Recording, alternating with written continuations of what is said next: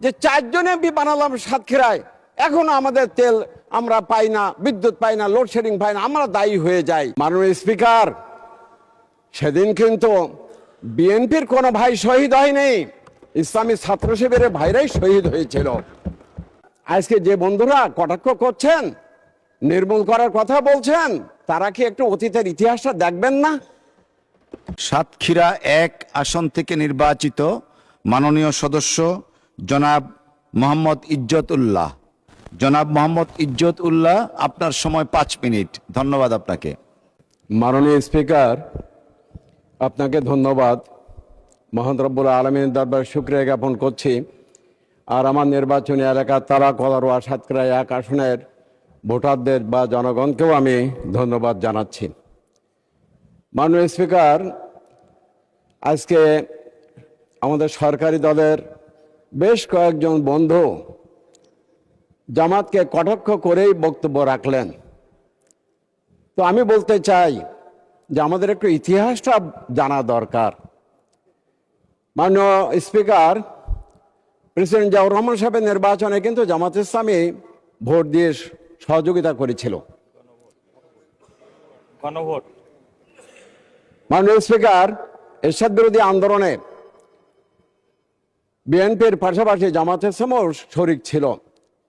91 সালে বিএনপি তো জামাতের সমর্থন নিয়েই তো সরকার গঠন করলো।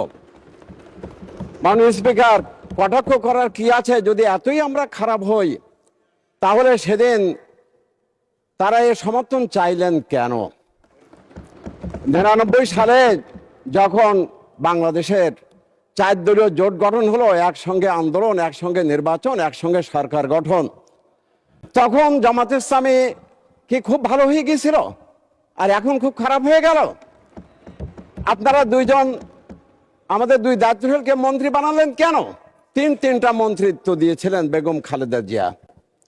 শুধু তাই না, 2008 সালে একসঙ্গে আমরা নির্বাচন করছি। 2001 সালে তো করছি, 8 সালে করছি, 18 সালেও করছি। 18 সালে তো ধানের প্রতীক জামাত ইসলামী নিয়েই তো আমরা একসঙ্গে ইলেকশন করেছিলাম। মাননীয় স্পিকার, আজকে যে বন্ধুরা কটাক্ষ করছেন, নির্মূল করার কথা বলছেন, তারা কি একটু অতীতের ইতিহাসটা দেখবেন না? স্বৈরাচার বিরোধী, ফ্যাসিস্ট বিরোধী আন্দোলনে বেগম জিয়ার আহ্বানে যেদিন তিনি আহ্বান জানিয়েছিলেন হেফাজতের মিটিং থেকে, শুধু তাই না, আরেকটা ছিল ডেমোক্রেসি, কি জন, মার্চ ফর ডেমোক্রেসি। মাননীয় স্পিকার, সেদিন কিন্তু বিএনপির কোনো ভাই শহীদ হয়নি, ইসলামী ছাত্র শিবিরের ভাইরাই শহীদ হয়েছিল। আমরা প্রেসিডেন্ট জিয়া এবং বেগম জিয়াকে বিএনপির নেতা কর্মীদের মতো আমরাও শ্রদ্ধা করি। সারা বাংলাদেশের জামাত ইসলামী তথা ইসলামী দলগুলোর লোকেরা প্রেসিডেন্ট জিয়া বেগম জিয়াকে আমরা বিএনপি নেতাদের মতো না হলেও আমরা শ্রদ্ধা করি।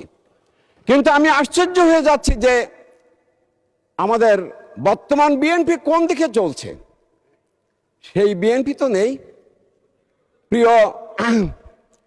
আমার প্রিয় সহকর্মীদের বা আমাদের এখানকার সরকারি দলের ভাইদের বলতে চাই, একটু অতীত ইতিহাসটা একটু পর্যালোচনা করে আমাদের সঙ্গে সেই ধরনের কথাবার্তা বলেন।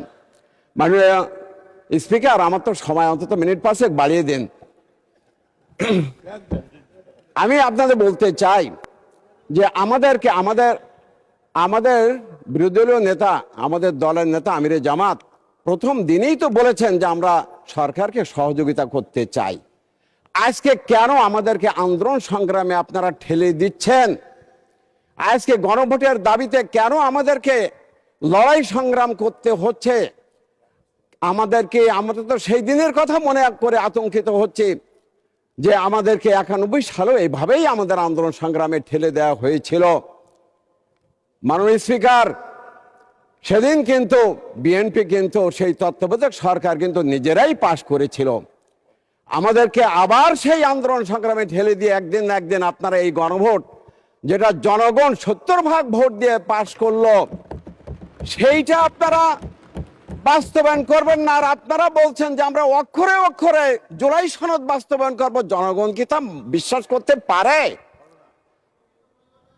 প্রিয় প্রিয় ভাইদের দৃষ্টি আমি আকর্ষণ করব, মানুষের আস্থা অর্জন করার মতন কথা আপনারা বলেন।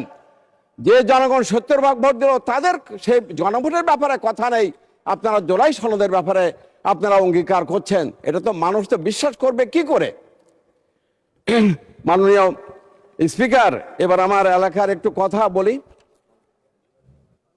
সময় বাড়িয়ে দেন, একটু অন্তত মিনিট 5 বাড়িয়ে দেন মাননীয় স্পিকার। জি, আপনাকে 2 মিনিট বাড়ানো হলো, ধন্যবাদ আপনাকে। মাননীয় স্পিকার, আমার জেলা সুন্দরবনের জেলা। নাবারণ থেকে মুন্সিগঞ্জ পর্যন্ত রেল লাইন আমাদের দেওয়া লাগবেই সরকারকে। আপনি একটু আমাদের পক্ষ হয়ে একটু বলেন, এটা সাতক্ষীরাবাসীর প্রাণের দাবি। আপনারা ঢাকা থেকে একেবারে সুন্দরবনে রেল লাইনে অল্প ভাড়ায় একেবারে চলে যেতে পারবেন।